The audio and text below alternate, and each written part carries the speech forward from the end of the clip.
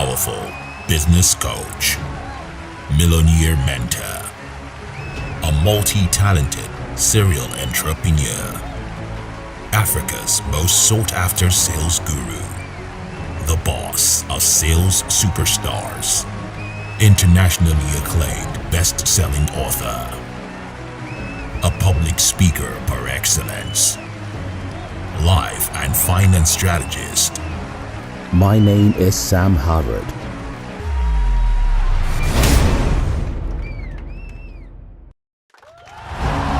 A powerful business coach. All right.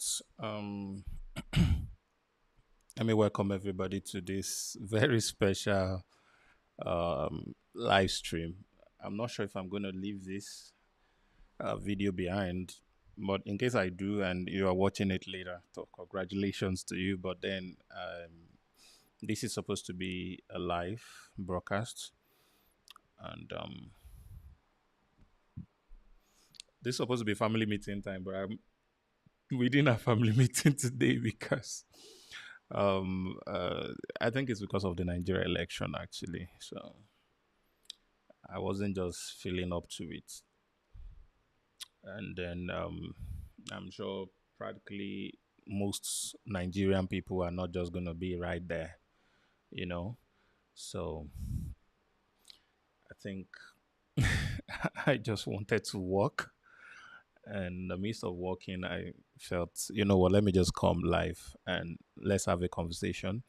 Let's talk about some of the most important things that we all can control and see how we can build something around it. So this live stream, I don't know how long it will last, and I really don't have a topic or something for it. That's why I just put it is in my mind to you or something. Whatever is just going on in my mind is what I want to share. So this is majorly for Nigerians, but if you are not a Nigerian, this can also so all of the things I'm going to be talking about is majorly inspired for an average Nigerian out there, especially the ones who still live in Nigeria. So we have all seen so far what the established system have decided to do concerning the election. They are still in the process, but we already can tell what they are trying to do. And I've always been on the side of whatever happens, to God be the glory, and life has to go on. I think that's just my own personal mantra for different things in life. Whatever happens, life has to go on.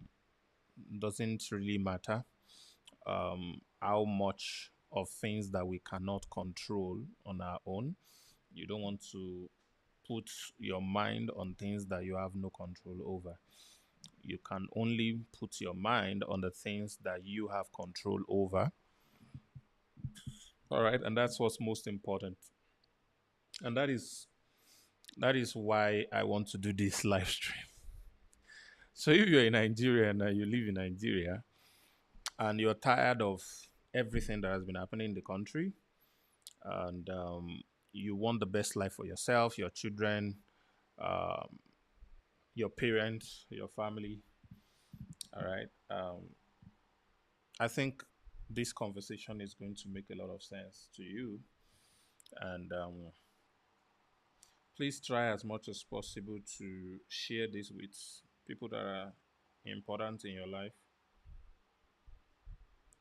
so that they can be able to watch. Um, like I said, I do not have any topic or plans or something to discuss, but I just want to talk in a certain direction that I'm sure will do everyone good, especially Nigerians. If you're not a Nigerian, this can also work for you. Somebody very dear to me asked me a question based on a status that I put on WhatsApp a few moments ago. And person was like, "So how can I uh, make money from different parts of the world?" And I think that question, as interesting as it is it is better asked by a Nigerian. Okay, so that's just a side. So let's take it from the top. I want to welcome everybody. Thank you all for joining, and I'm sure you all can hear me. Thank you all for being here, and apologies to my community member that we could not hold family meeting. Actually, I wanted to skip the family meeting for today so that we can have next week, which is the first Sunday of the month, which is when family meetings is supposed to hold going forward. So it's going to be a massive one next week. By then, most of the pending things on the platform will be functioning, and we can be able to have a good headway going forward in that regard. All right. So, having gotten all of this out of the way, what do I really want to share or talk about? So, I want to talk about survivor, regardless of what happens in your environment. I want to talk about how you can maintain peace within you, regardless of what is happening around you. I want to talk about how you can create your own system within a system you have no control over. Right? And it all boils down to the principle of selfishness, which is where everybody needs to obey the golden rule of love your neighbor only when you have been able to love yourself and to the degree at which you love yourself. So, understanding this simple principle means that we need to first be able to love ourselves, and then we can use that as a measure to be able to love someone else. All right. So, as much as it is very pertinent, important that we do things for people, you first have to secure your own head first. Going forward, and then you can be able to secure someone else's head. When you are about to take a flight, the safety instruction they give to you is that should there be a drop in cabin pressure, you should fix your own mask first before assisting someone else to fix their own. Assuming you have somebody who doesn't know how to fix their own, maybe children around you, you are supposed to fix yours first, then you fix for the children around you or the people who could not fix for themselves. So it means, therefore, that the way our world thrives is around selfishness. I deliberately use the word selfishness, even though I know it's a negative word, um, because I just wanted to place an emphasis on the fact that you come first. And one of the reasons you come first is because you cannot give what you do not have. Um, you will struggle in anything that has to do with another human being if you have not mastered how to be or do those same things for yourselves. Excuse me. Permit me to yawn. All right. If you take love relationship for example, if you have not been able to love yourself effectively, you would not be able to love someone else in a relationship effectively as well. So you become the yardstick, you become the measuring meter for how you'll be able to do things for someone else in that regard.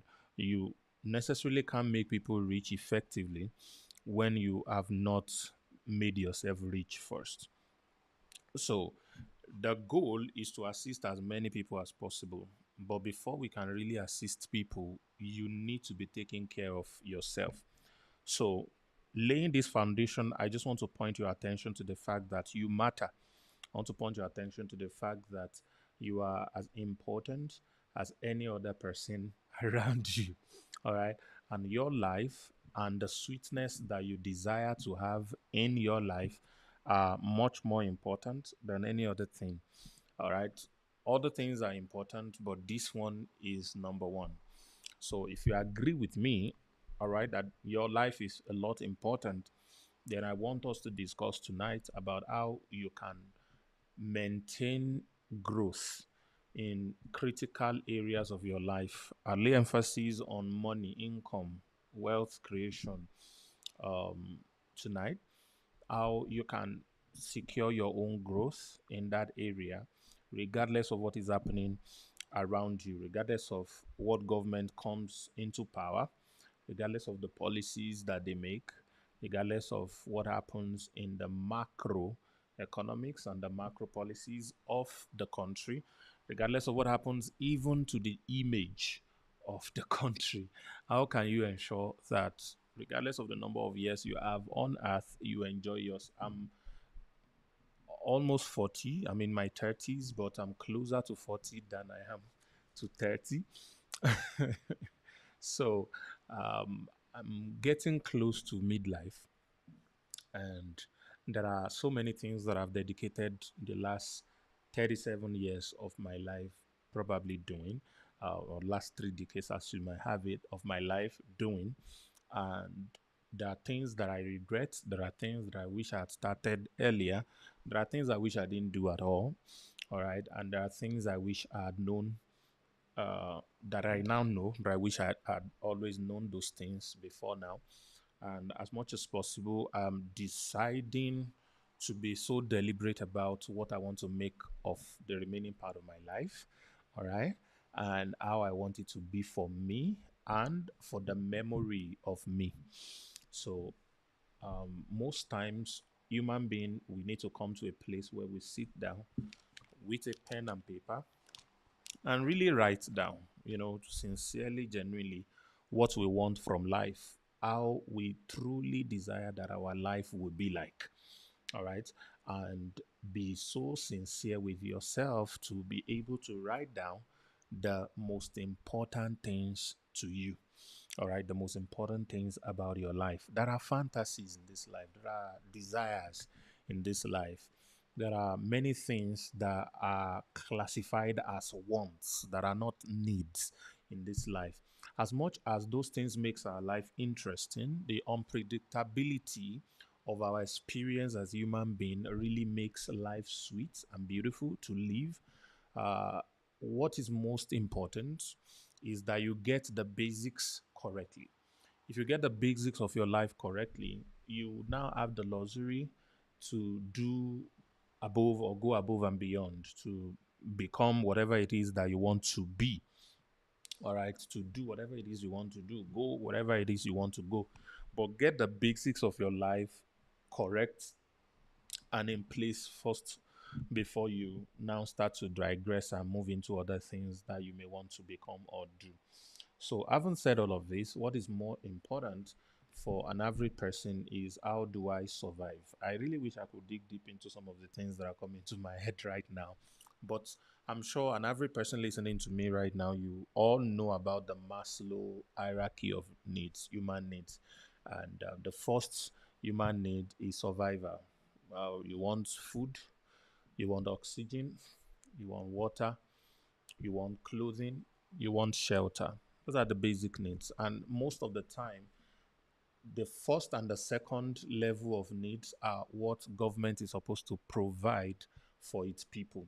They're supposed to provide the basic needs, which is availability of food. They're not to feed them directly, but they're just supposed to make sure there is availability of abundance of food so that people with a little bit of work can afford to feed themselves and their loved ones.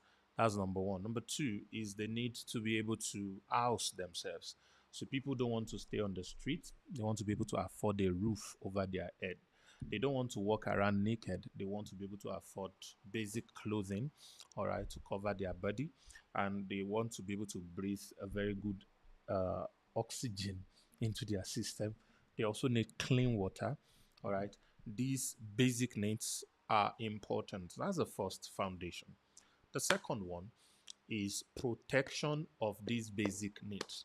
All right, which the second hierarchy of needs is now that I have food, now that I have clothing, now that I have shelter, now that I have good air, now that I have water, all right, I want to make sure that nobody takes them away from me. I want to protect them.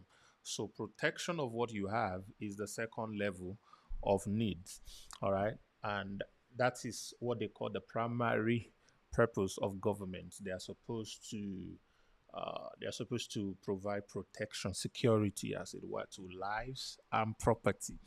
All right. And where they fail to be able to do that, you know what happens. So, as much as possible, sometimes you might not be able to get an effective supply of these first two levels of needs from the government means they might not provide the enable environment to make it very easy for almost everyone to be able to achieve these basic things. So, what happens then is you have to take your life into your own hands and create the reality of what you want for yourselves. You have to find your own food, you have to find your own shelter, you have to find your own clothing, you have to provide your own water. You have to get most of these things in place for yourself and your family. And you have to protect yourself also from people who want to take these things away from you. All right.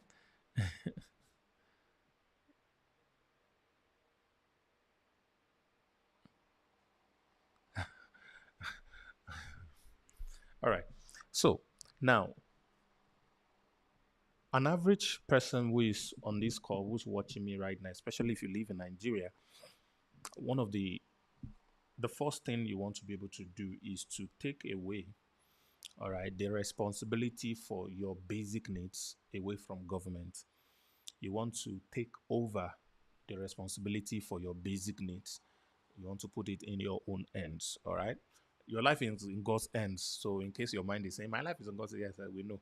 So, now God is going to use you to provide the basic needs that you need, all right, for yourself.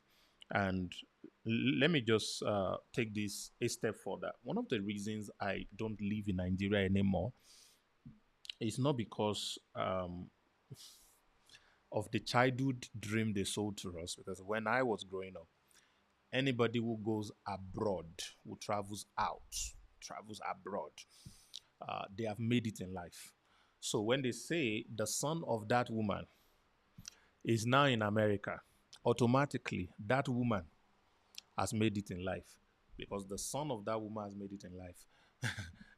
So going abroad, or jackpass, we now call it, was a ticket to prosperity because the abroad, that's the US, UK, Canada, those are the popular ones, are places where people prosper. There are places where once you just appear there, everything about your life is just great. You just become a multi-millionaire immediately. It's like from the airport, they just give everybody who go abroad,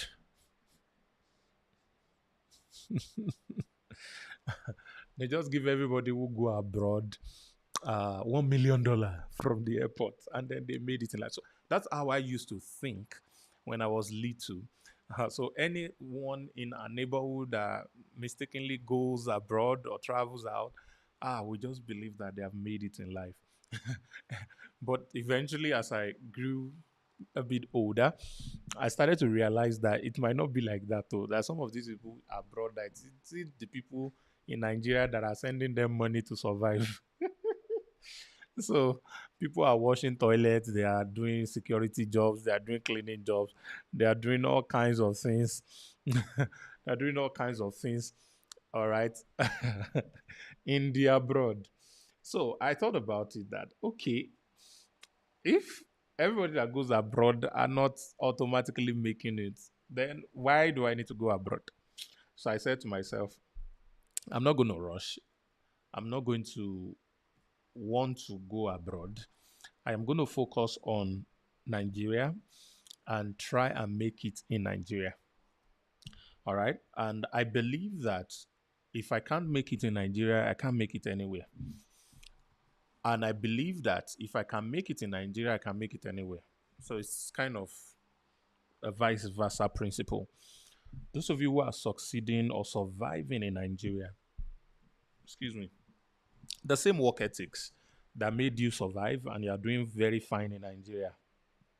If you take it to a better country, where the systems work, where they provide the two basic human needs for their citizen or residents, you discover that you do very, very well for yourself in those countries. So I stopped myself from thinking about going abroad or running away and all of that. And I focused on struggling things out in Nigeria. And I was introduced firsthand to the injustice. in the system, the inequality in the system, the corruption in the system, and the terrible things that happens in the system. I'll give you about two examples of some of the things that happened to me in my 20s. I am a very brilliant young man, or I was a brilliant young man. I'm a smart man now. So I had this group of friends that we had this amazing project we wanted to do, and we needed to partner with governments, state governments of some states back then, to be able to execute the ideas we had. And we approached a particular state government and we told them what we wanted to do. They loved it. They started taking us through the process. And when we got to the final process and the accountant general was supposed to disburse fund for us and check for us to go ahead because the project was already approved, we figured out that they approved the project for someone else. This was a unique project. And then they had already disbursed money for the person. And what had happened was one of the people in charge that was supposed to release funds for us had called one of his own younger one and told him to submit our proposal, the same proposal. And they now credited the guy to go and execute an idea that was not originally his own. Of course, they are not going to execute anything. They are just going to share the money and all of that. It was so painful because we have spent months, trying to perfect these things. We have put a whole lot of effort into this. Unfortunately, it did not. It did not get anywhere. There was another one that we were dealing directly with the governor, and a certain day they did not allow us to go in. But there was a guy from a certain country, white, is a white guy, and the guy, even though he was wearing a short, my friend called it boxer. They allowed him to see the governor, and then they award the same thing that we wanted to do to this white guy. There was a third one. This third one was a very big project, and we have gone very far with it. And all of a sudden, it was at the tail end of also approving it so that we get funds and go to execute that they decided to sell it as a contract to make it open tender, let people come and buy the tender. And they split the entire state into pieces so that other people can, pay money to get access to the project that they did not create. At the end of the day, we did not even get a portion of the whole thing. So these were about three projects back to back, all right, that we tried to execute at a young age. And I saw the corruption in the system. I remember my team and I decided, we're done with government. Let's go to corporate. When we moved into corporate, oh God, we saw incredible. There's a TV station in Lagos who loved our proposal, everything. They even signed NDA. Eventually, they declined the project. A month later, they executed the exact same project. They went ahead to carry it out without contacting us, without paying us any royalty, and all of that. So we started seeing injustices over injustices, different kinds of things, and these things weigh you down. And like, God, why on earth are they doing these things? We have brilliant stuff that could really change lives. How much are we asking for? I've been involved in projects that wanted to do with governments that they ask us to do the price 10 times so that they can share. Oh God. They so all of these things started happening, and I felt like, you know what? I may travel one day. I may travel one day. It kept on piling and piling and piling. I didn't give up. I kept doing other stuff. Eventually, I had to give myself brain, which is partly one of the things that I'm going to be sharing with you tonight, to start business. Let's just stop running ideas by corporations or governments. Let's go into business. The team split. Some guys went into production of fast consuming, fast moving consumer group, FMCG, I think. Yeah, they were doing pretty fine and all of that. So I went into human capacity development. I love to speak, so I wanted to be a consultant. I went to stay with a mentor of mine in Abuja at the time for about 1 month to learn on the job how they do the stuffs that they do. And I was going to start my own. So I started my own consulting firm, even though I didn't have a client. The caliber of people that call me for job are very tiny undergraduate clubs, undergraduate organization that did not have money to pay. All right. But I was doing the work for them as if I was serving a bank. I was doing the work for them as if I was serving big operations and stuff. So I kept doing all of those things and I started doing freelance work little by little before I now, went fully blown into business and stuff that I wanted to do until 2020, October 10th, October 20th. Yeah, 2010, 20, yeah. 20th of October, 2020 happened during the NSAS protests um, when they decided to, you all know what happened at Lekki. And that night I could not sleep. I was shaking. I was in Abuja the night and I couldn't sleep because what I was watching online, it was like I was there, live and direct. I've never been afraid in my life. That was the first time I was afraid. I wasn't afraid really because somebody was going to do something to me. I was just afraid. It was more or less like the fear of other people came upon me. And I said, you know what? I'm done with this country. If I had my way that night, I would leave Nigeria. But it was that night that I decided I can't live in this country anymore. And I think the following morning I called somebody, and 2 weeks later I appeared in Dubai, and the rest they say is history. So that was how I left Nigeria and you know started to live abroad, and I have not regretted it one day. Yes, I miss the food sometimes, even though we're able to eat the food at the different places we go to, but it's not as good as that one that we eat inside Nigeria.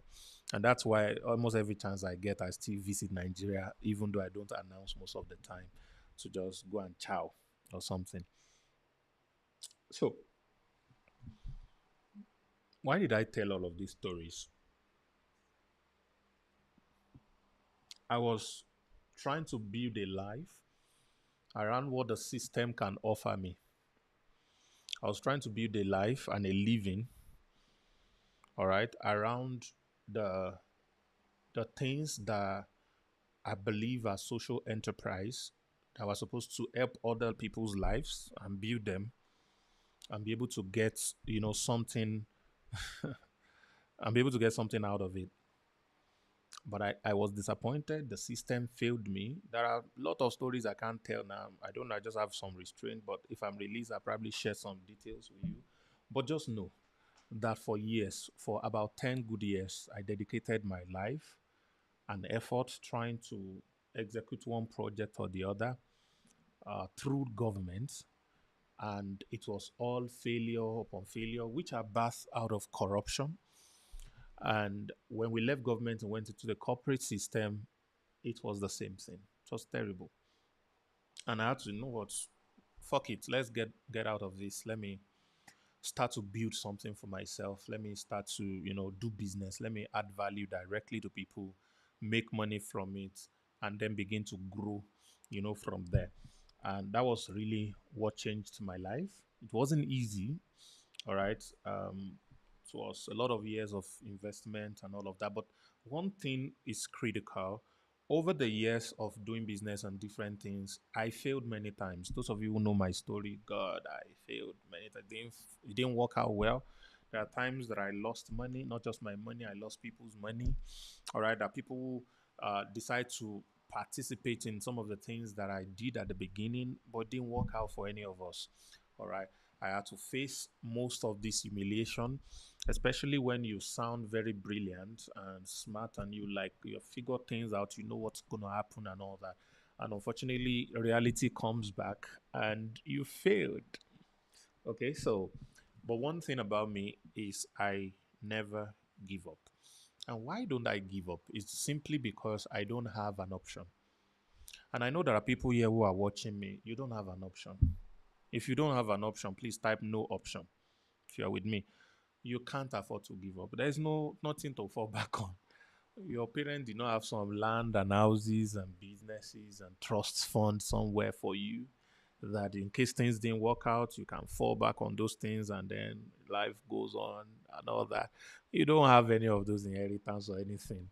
You know that you either succeed or you succeed. You either do well or you do well. The things you're doing better work out or it works out. You have no other option. So my life, and the interesting thing is I was blessed with friends that even though they were poor, they were better placed than me. I used to compare my friends' parents to my parents. I used to compare the privileges I believe my friends have that I do not have.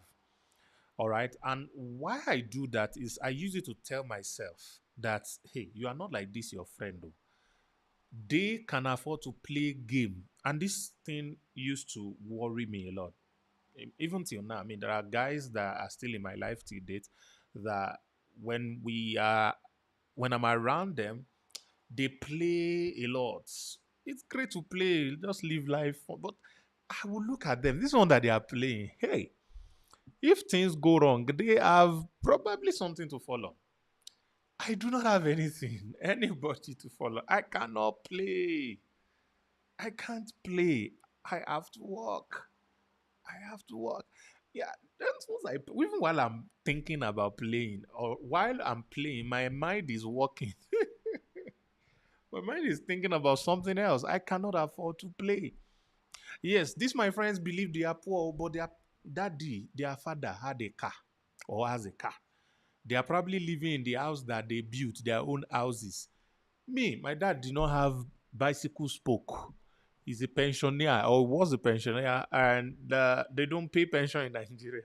They starve their pensioners. All right. So once in a while is when they pay them that peanuts. And then he had a bad habit of doing what you guys now call betting and stuff and all of that. It's hoping he will gamble his way to wealth one day. So I know there was nothing. We didn't even have television in our house. So you people might have TV in your own. See, I used to see anyone who has TV, even though it's white and black TV, in their house as rich. They are richer than us for having TV. Imagine people live in mud household, but because they have TV, I perceive that they are richer than us. So I don't do what Yoruba people call far away. I don't compare myself with them. I know I can afford to do all these things they are doing. Man, we are broke. We are poorer than the poorest. So I don't have option. The best gift that I believe God has given me is my mind. And I want to say that to every one of you listening to me. The best gift that God has given to you is your mind. Your mind, your mind. This is why I learn every time, every chance I get to listen to people. This is why I do it, because I want to increase the capacity of my mind. That's the best gift I've got. This mind is growing. My biggest asset is my mind. I don't have any, there's nothing I have that can be taken away. I have practiced giving all I have at least 2 or 3 times in my life so far. I don't know if anybody have done it before here 3 times. That you gave every material things you have, you gave it all out. And you started afresh over and over and over. That's what I've done. All right. And the reason I did that is because I believe that for God to really bless you the right way, you cannot own anything. Let me say this again. For God to really bless you the right way, you cannot own anything. Standard, thank you. It was Sharp TV. We later bought a Sharp TV. Thank you. I just put you. We later bought we later bought a Sharp TV in our house. All right.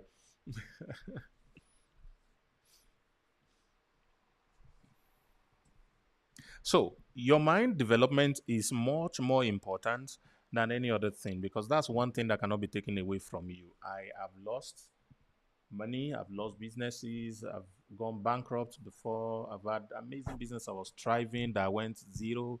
I've had people take my money away, steal my money, all kinds of stuff and all that.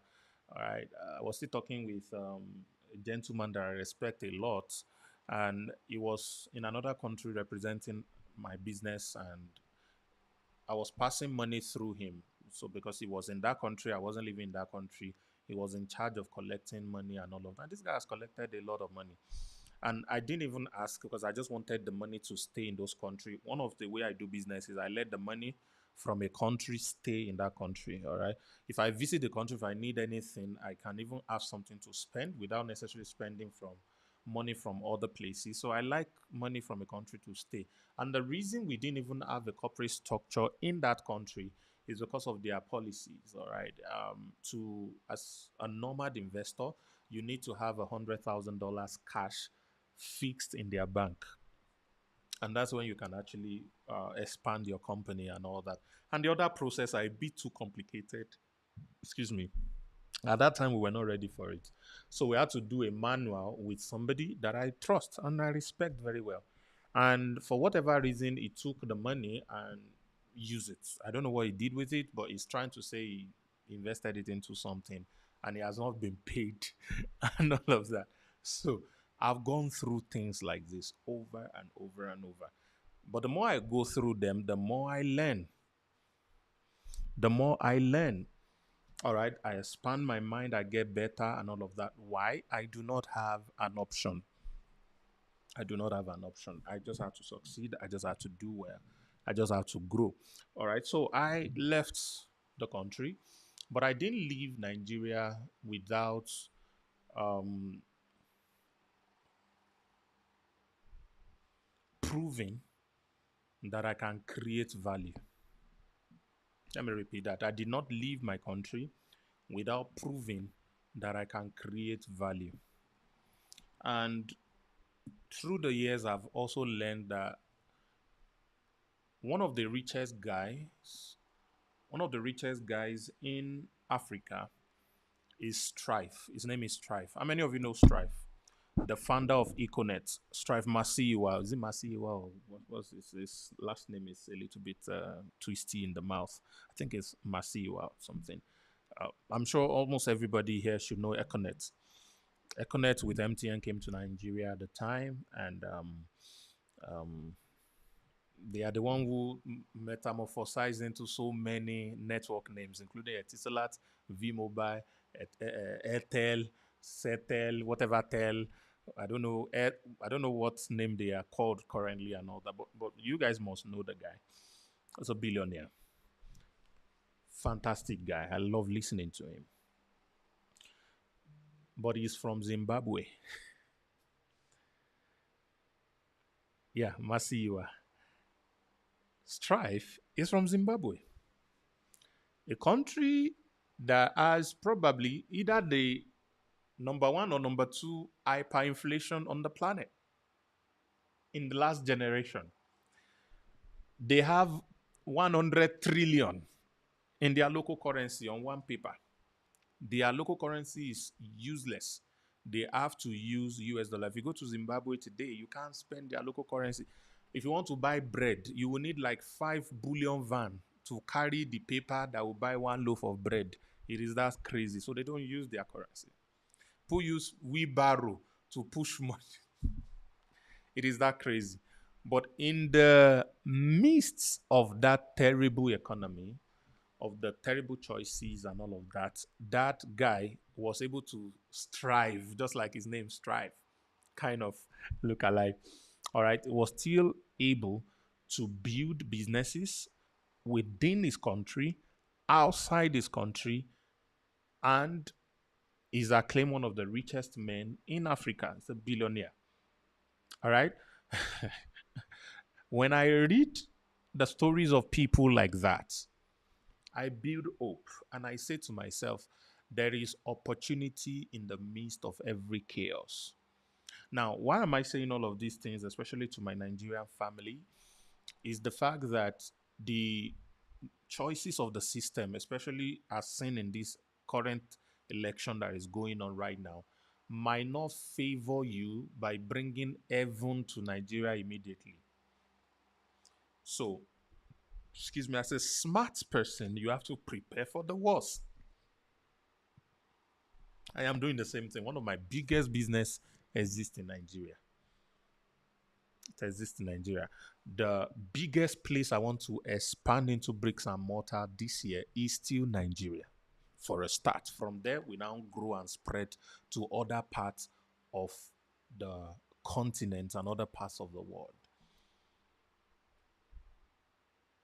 But I cannot rely on, I want candidate A to win election so that they can make proper policies that will make it easier for us to thrive. We have to go on, is it ghost mode now, whatever mode you want to call it, and get things done regardless of what is happening in the polity, in the policies, in the system, regardless of what is happening. So, how to succeed if Naira drops to 5,000 Naira to a dollar?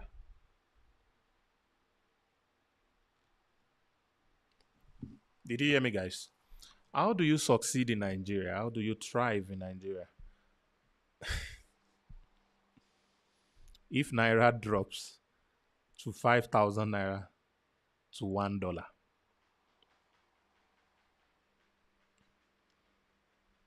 Because I don't want to scare you with statistics. So Nigeria is broke. Is broke.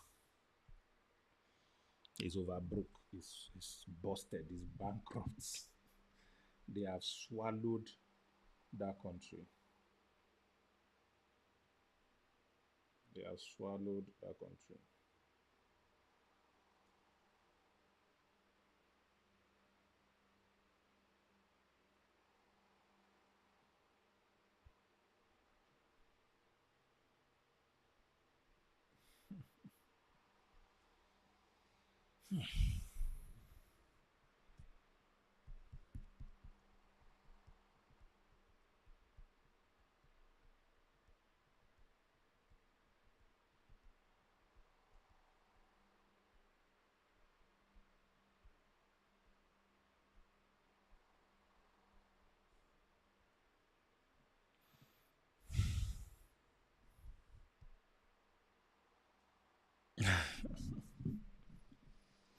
All right. So let me just teach a few things. Number one,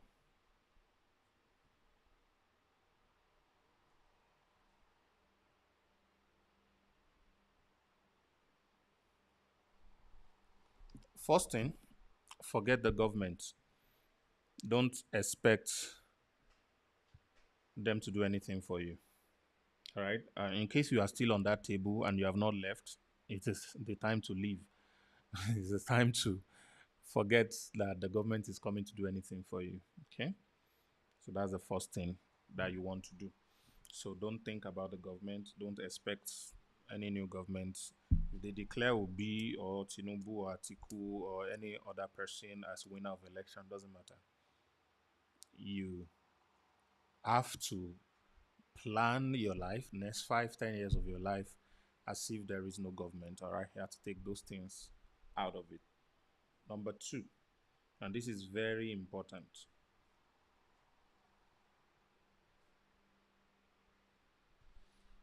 you have to, what I call, develop a global mind. So I call it migrate mentally. Migrate mentally. You have to develop a global mind, which means you may be living in Lagos, Abuja, any part of Nigeria, but your mind needs to be a global mind. Your mind needs to be able to understand what is happening in Ghana, understand the dynamics in Cameroon, in Kenya, in Dubai, in the US, in the UK. You must understand what is happening there. You must understand the way money works in the US. You must understand the way money works in the UK. You must understand the way money works in all of these countries. You need to start learning about globalization. All right. You need to believe that you have something to offer to the global community. You need to grow beyond the grasshopper mindset. All right. You need to develop your own self-esteem, the fact that you can also contribute to somebody in South Africa. All right. You need to believe you have something to offer to somebody in the US. You need to believe that whatever product or service you can come up with or that you have already come up with, you deserve to have buyers from other parts of the world. Even when there is restrictions and there's border keeping you from being able to access physically most of these places, you can still access a lot of places digitally. And I've taught before how you can actually I've taught before how you can actually connect to people from any part of the world on social media, all right, by doing a place or location search. For example, on Instagram, you can search location and find out people who live in those locations who make posts from those locations. You can comment on their posts, you can like their posts, you can even follow them, and you can engage them in the DM as friends who become your follower eventually, who may like what you have to offer, and the lead to sometimes to build an empire from another country. You only need one right person. Write it down. To build an empire in another country, you need just the one right person. You may not need 1,000 people or 100,000 people. You just need one right person that is going to put everything together for you, and you can ride on that and grow on that. All right. So you need to develop that global mind that whatever product or service you have, you can sell to other parts of the world. So, how do you thrive even if Naira drops to 5,000 to a dollar? All right, is to begin to, number three, earn from other countries. Is to begin to earn from other countries. Let me give you a very good example. Um, let's say I'm teaching how to play piano. All right. And I am charging, as I live in Lagos, and I'm charging people in Lagos 10,000 naira to learn how to play piano. All right. Now, 10,000 naira.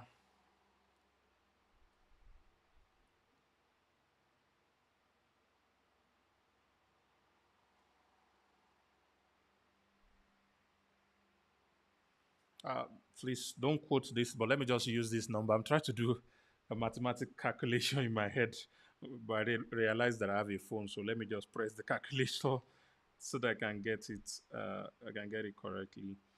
Um, 10,000.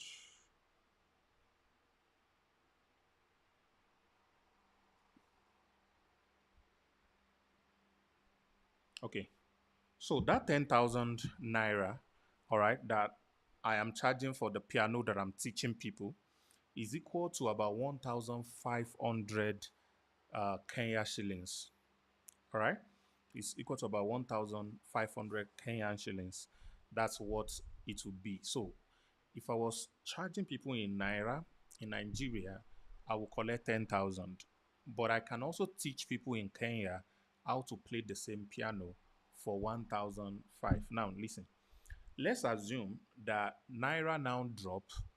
um, from Naira now drops from whatever it is right now to 5,000 Naira to a dollar. All right. So it means that Naira have gone about is it 5, 6, 7 times of what it used to be. It has gone lower about 7 times of what it used to be in that context. But guess what? The same piano lesson will still go for 1,500 shillings.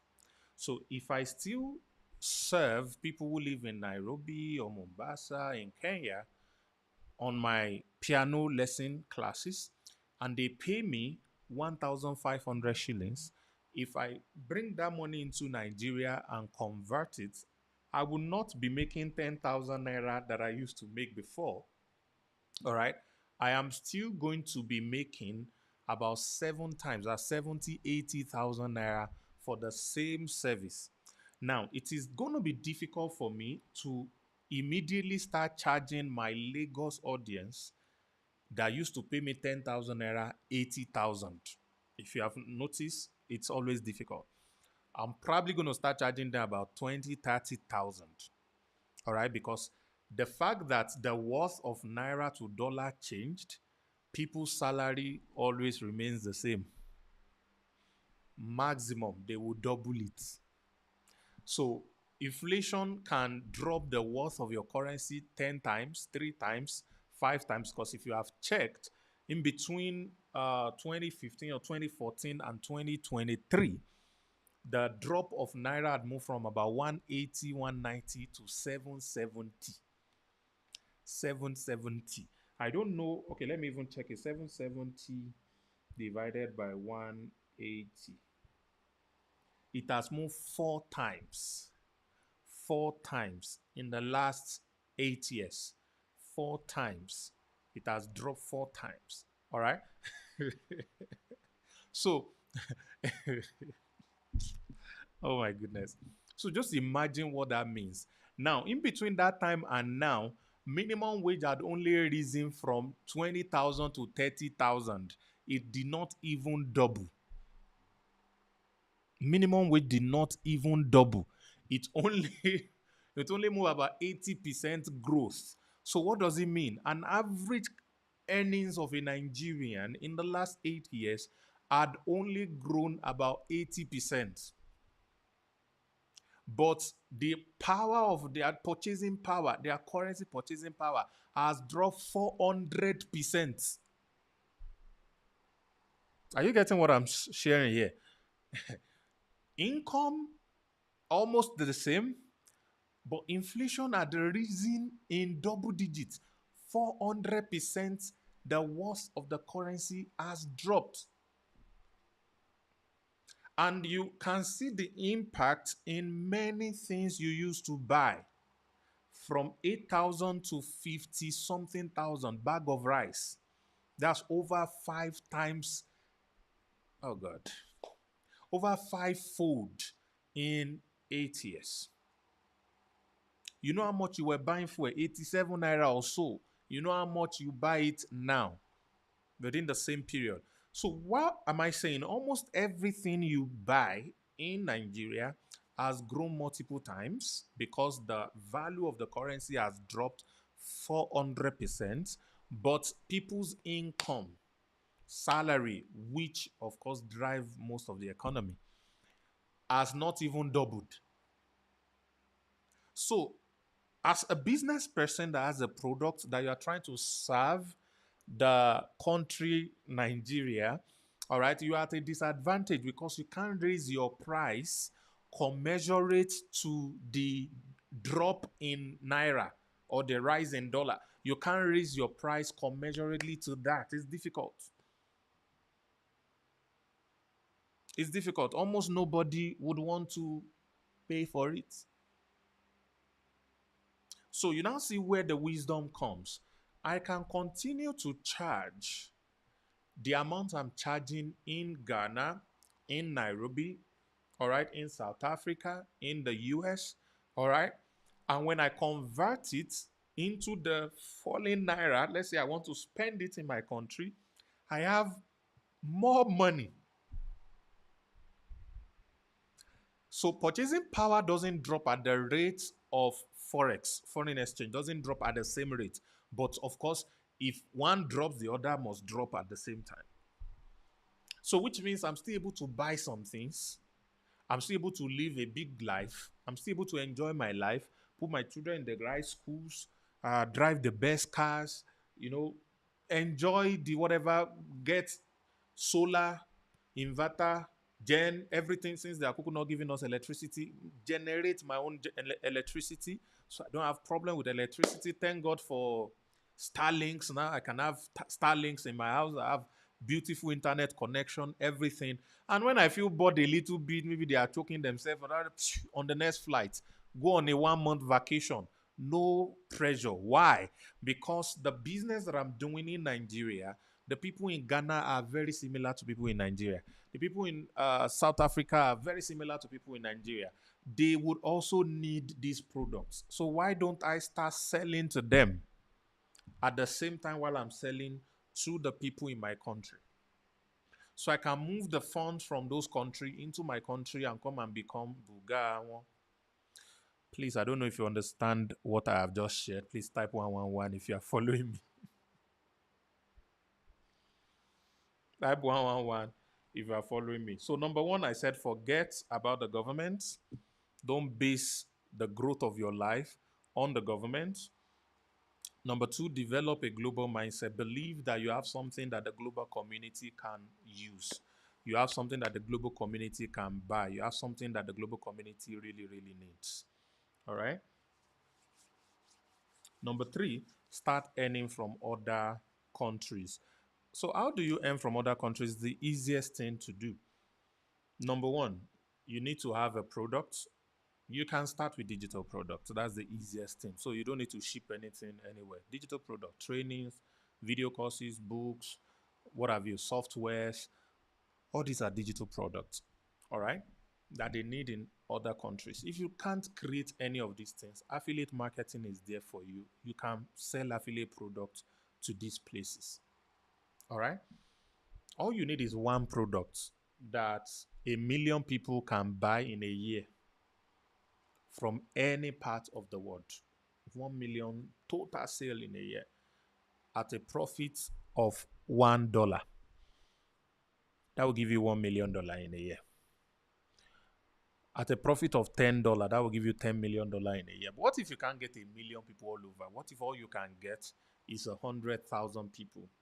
At a profit of $10, you are making $1 million in a year. So the idea is, regardless of what is happening, after they declare the winner of the election, either is somebody you like or not, doesn't matter.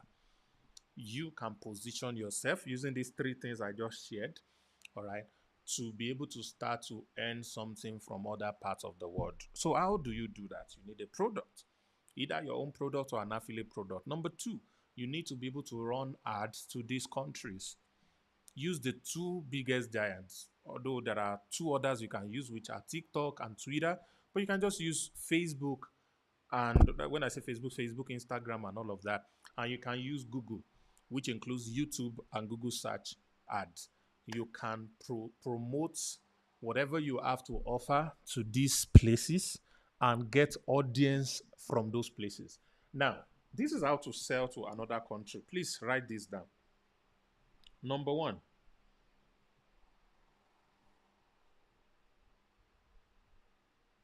you build a connection. Don't appear and sending ads to Ghana and say, hello, everybody in Ghana. I want to sell this product to you. This product will cost this and this and this. Click here to come and buy. No, that's wrong. Don't do that. All right. The first thing you want to do is to build a connection. Your first set of ads is supposed to talk about things that interest them in Ghana. Go and make your research. What is the trending topic in Ghana? Talk about those topics, make sense, get these people into your funnel, build a relationship with them. The more relationship you build with them, the more you know them, the easier it is for them to buy what you have to sell. So don't start your ad by trying to sell to these communities immediately. Another easiest way to do that is to give them a gift. Number two, give a gift. So I want to teach you how to grow your social media from zero to a few thousand in about 30 days following these simple free steps. If you don't know the steps, go and research and learn the steps. then put it together into a short video tutorials that anybody can follow easily, and run an ad for them to come and learn for free. But of course, you get their email, you get their phone number, you build connection with them. All you need is 1,000 people. 10 of them in the first 30 days can buy a product of $10 from you.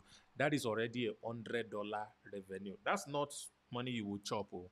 That's money to run the ad for the second 30 days. Then you move to 5,000 people have given you emails to get this free gift that you are giving. From those 5,000, you start to nurture them by sending them important news, important information, important training video, different things. Before you know what's happening, you have 5,000 people that about 500 of them can buy from you a $10 product. That's $5,000. This might take you 3 months, but you are now making $5,000. It is better than still making money in naira.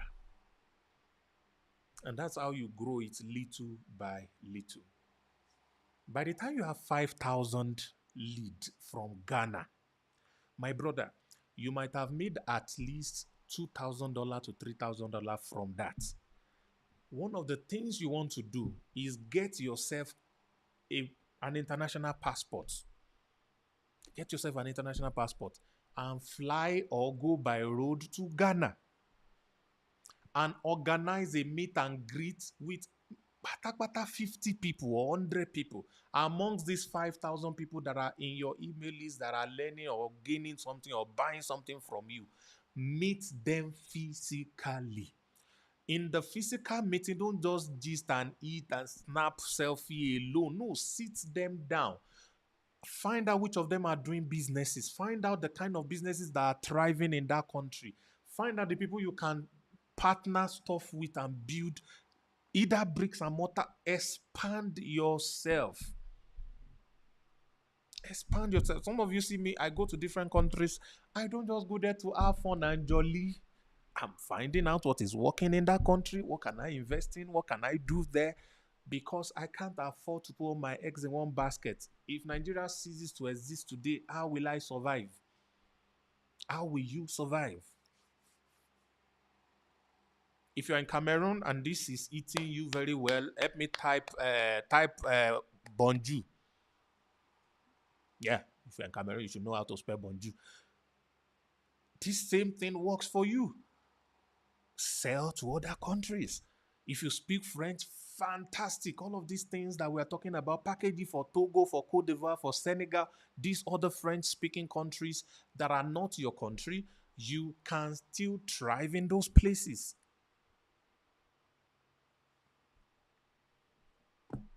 Okay, I've spoken for 1 hour.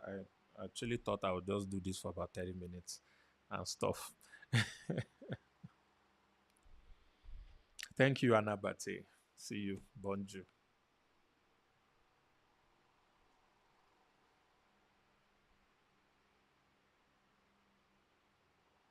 See a lot of people saying bonjour. Yeah. Even the people that are not born in June, they are saying bonjour too. But it's fantastic. Thank you.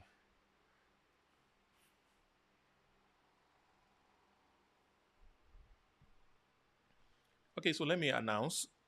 Um, I'm going to do a variation of a course. I think I'm going to record it as soon as I get into Dubai. It's going to be purely for Nigerians. I'm going to try and make it pretty affordable.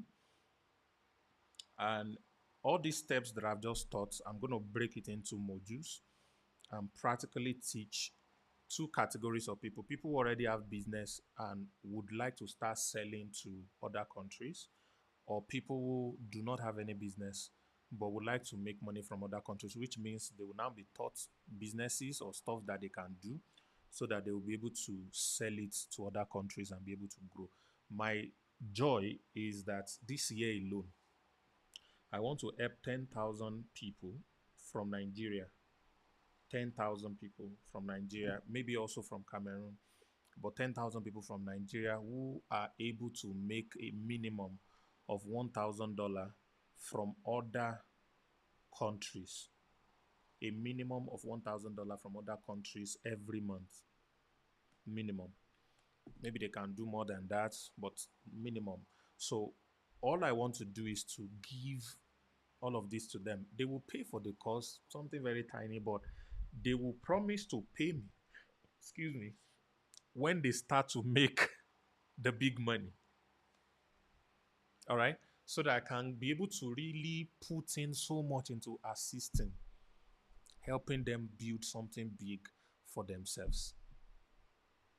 This is the least I can do to help people, regardless of what happened. Let them chop all the money, sell the whole country. You will be fine. You will be fine. So, no matter what they are doing, no matter what is happening, please, guys, don't be part of the violence. Don't be part of breaking down laws, and just be cool. You will be fine. All right? Please remember this, that no matter how bad a leader is, there are still people who make millions because the leader is bad. The badness of the leader led to their own prosperity. I'm not even talking about people who benefit directly from the wickedness, in the sense that they are wickeding everybody. Please permit my French, my vernacular. They are wickeding everybody in order for them to make money. No, I'm not talking about people who steal. I'm talking about the fact that they are stealing and they are doing bad things create opportunity for some people to thrive better than they would have thrived if they were doing right by people. How do I mean? The worse government the worse a government gets, the more the need of the people, the more opportunity social entrepreneurs have to assist people, and then they make money from assisting people. Okay, so all of you who are listening to me, we're going to throw this open. I think I'm going to talk about this by next week family meeting. I would have put a structure to it. It's going to be like DPB Pro Max or something, but it's a new course. I'm going to work on it. I will do a lot of research, but my job is really to see how I can assist anyone from Nigeria to be able to make money from outside of Nigeria conveniently. All right, regardless of what is happening in the country, they can thrive, they can do well, and they can follow the processes that I'm teaching. Of course, if you don't have a passport, you want to go and get a passport. It's very important. If you're outside of Nigeria, you can do this from anywhere in the world. Actually, it's this same principle that I just shared, but I've not shared everything. But I'm going to break everything down. It's supposed to be an expensive product, but I will make it very affordable so that everyone will be able to participate in it and be able to grow. I hope I've added one or two value to all of you tonight. And thank you for believing in me. Thank you for being a part of our platform. Thank you for being my followers on this YouTube. And thank you for always learning from me and giving me the feedback that I'm adding value to your lives. And thank you for your loyalty as well. All right, let me get into other things and release you guys to go and rest. Tomorrow is a work day for some people. I believe you all will do very well as we go. This was me.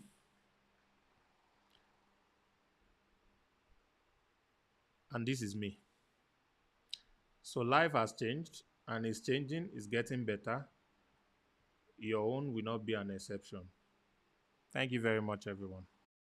A powerful business coach, millionaire mentor, a multi-talented serial entrepreneur, Africa's most sought-after sales guru, the boss of sales superstars, internationally acclaimed best-selling author, a public speaker par excellence, life and finance strategist. My name is Sam Harvard.